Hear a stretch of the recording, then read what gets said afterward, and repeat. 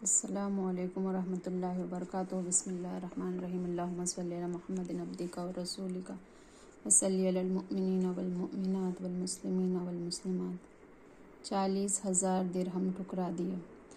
حضرت مقاتل بن صالح رحمۃ اللہ تعالیٰ علیہ کہتے ہیں کہ میں حضرت حماد بن سلمہ رحمۃ اللہ تعالیٰ علیہ کے پاس تھا۔ ان کے گھر کے سامان کی ساری کائنات، ایک چٹائی، ایک چمڑا، ایک قرآن مجید اور وضو کے لیے ایک لوٹا تھا۔ کسی نے ان کے دروازے پر دستک دیا۔ آپ رحمۃ اللہ تعالیٰ علیہ نے فرمایا، کون ہے؟ بتانے والے نے کہا، محمد بن سلمان خلیفہ وقت ہے۔ وہ اندر آیا اور بیٹھ گیا اور کہنے لگا، کیا وجہ ہے؟ میں جب بھی آپ کو دیکھتا ہوں میرا دل خوف و ہیبت سے بھر جاتا ہے۔ حضرت حماد رحمۃ اللہ تعالیٰ علیہ نے فرمایا، اس کی وجہ یہ ہے کہ جو سرکار مدینہ صلی اللہ علیہ وسلم نے بیان فرمائی ہے کہ جس عالم کا اپنے علم سے مقصود صرف اور صرف خدا تعالیٰ کی رضا ہوتی ہے، سب اس سے ڈرتے ہیں، اور اس کے برعکس اگر اس کا مقصود مطلوب دنیا ہو تو وہ ہر ایک سے ڈرتا ہے۔ خلیفہ وقت 40,000 درہم ان کے سامنے رکھے اور کہا، انہیں اپنی ضرورت میں خرچ کرے۔ آپ رحمۃ اللہ تعالیٰ نے فرمایا، اٹھ کر چلا جا۔ اس نے 10 دفعہ خدا کی قسم کھائی کہ یہ رقم حلال ہے اور مجھے وراثت سے ملی ہے، میں اس میں حرام کی آمیزش نہیں۔ آپ رحمۃ اللہ تعالیٰ علیہ نے فرمایا، مجھے اس کی ضرورت نہیں۔ اس نے کہا، تو اسے اپنے مستحق لوگوں میں تقسیم کر دے۔ آپ رحمۃ اللہ تعالیٰ نے فرمایا، عدل و انصاف سے تقسیم کرنے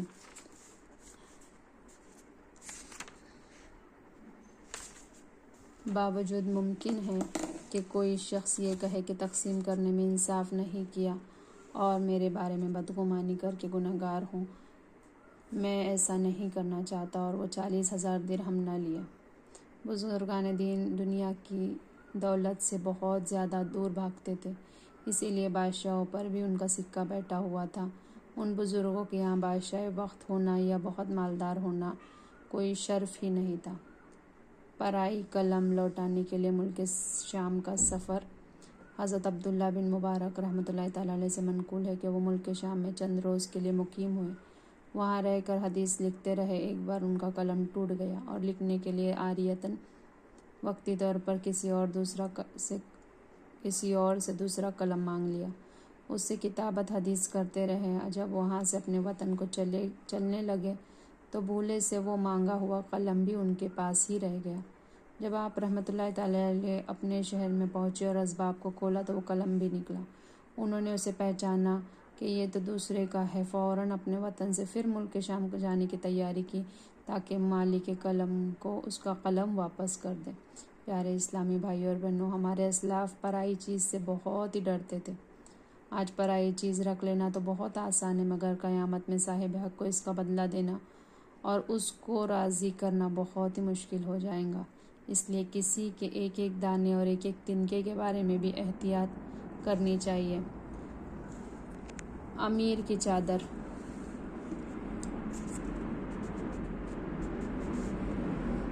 حضرت وہب بن منبع اور حضرت طاؤس رحمۃ اللہ تعالیٰ علیہ دونوں بزرگ حجاج بن یوسف کے بھائی کے پاس تشریف لے جاتے۔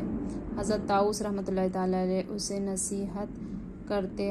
ایک روز صبح کی سخت سردی تھی۔ حجاج کے بھائی نے حکم دیا کہ چادر ان کے کندھوں پر ڈال دی جائے۔ حضرت طاؤس رحمۃ اللہ تعالیٰ علیہ اس وقت مصروف گفتگو تھے۔ آپ رحمۃ اللہ تعالیٰ علیہ کے کندھے کو جنبش دی، یہاں تک کہ چادر آپ کے کندھے سے گر پڑی۔ حجاج کا بھائی یہ دیکھ کر غصہ ہوا۔ جب آپ رحمۃ اللہ تعالیٰ علیہ اس کے دربار سے باہر تشریف لائے تو حضرت وہب رحمۃ اللہ تعالیٰ علیہ نے حضرت طاؤس رحمۃ اللہ تعالیٰ علیہ سے فرمایا، اگر آپ وہ چادر لے لیتے اور کسی درویش یا محتاج کو دے دیتے تو یہ اس سے بہتر تھا جو آپ نے اسے ناراض کر دیا۔